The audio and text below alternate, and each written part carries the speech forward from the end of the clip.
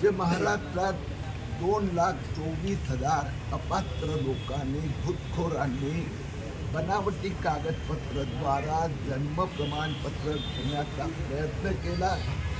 त्याच्या विरोधात माझा संघर्ष सुरू आहे। 28 ठिकाणी गुन्हे दाखल करण्यात आलेले आहेत। आज सिल्लोडमध्ये अशा 11 अपात्र लोकांनी बनावटी कागदपत्राद्वारा जन्म प्रमाणपत्र घेतले। त्यासाठी मी आलो होतो आणि म्हणून काही डझन लोकांनी माझ्यावर हल्ला केला। 5 लोक माझ्या गाडीपर्यंत पोहोचले, गाडीवर पण त्यांनी हल्ला केला।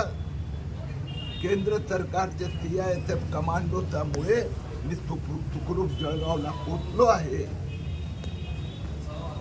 मी सिल्लोड पोलिसांना सांगितलं की ते लोक इथपर्यंत पोहोचले कसे, आणि ज्यांनी पण हल्ला केला त्यात उद्धव ठाकरे सेना असेल, काँग्रेसचे नेते असेल, MIM असेल किंवा अब्दुल सत्तारचा राईट हँड असेल, त्यांच्यावर कडक कारवाई करावीच लागणार। वाटतो का तर तुम्हाला त्या ठिकाणी तुमचा अधिकृत दौरा होता, असं असताना पण सुरक्षेचा हलगर्जीपणा झाला असं वाटतं?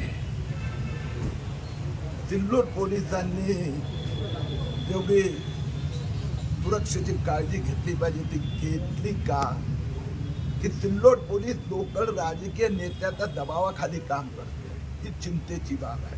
मी DG ऑफिसला सांगितलंय, अशा प्रकाराने जर मी घुसखोरांच्या विरोधात लढत असेल, बांगलादेशी रोहिंग्याच्या विरोधात लढत असेल आणि त्यावेळेला जर अशा प्रकाराने हल्ला करण्याचा प्रयत्न होत असेल, खेदाची बाब आहे। दबाव टाकण्याचा किंवा तुमचा संघर्ष थांबवण्याचा प्रयत्न 11 मी पूर्ण एव्हिडन्सेस दिले। 11 लोकांनी नकली बनावटी कागदपत्र दिले, त्याला सिल्लोडचा उपविभागीय अधिकाऱ्यांनी जन्म प्रमाणपत्र दिले। आता ते रद्द होणार आहेत म्हणून काल पण त्या लोकांनी काहीतरी 5-7 पक्षाचे लोक, MIM, काँग्रेस, उद्धव ठाकरे सेना नेते, अब्दुल सत्तारचे राईट हँड लेफ्ट हँड, त्यांनी निवेदन दिलं आणि आज मला घाबरवण्यासाठी किंवा माझं तोंड बंद करण्यासाठी गाडीवर हल्ला, हे कमांडोमुळे मी वाचलो। सर, आज पोलीस अधीक्षकांना आपण भेटताय जळगावचा, काय नेमका विषय आहे?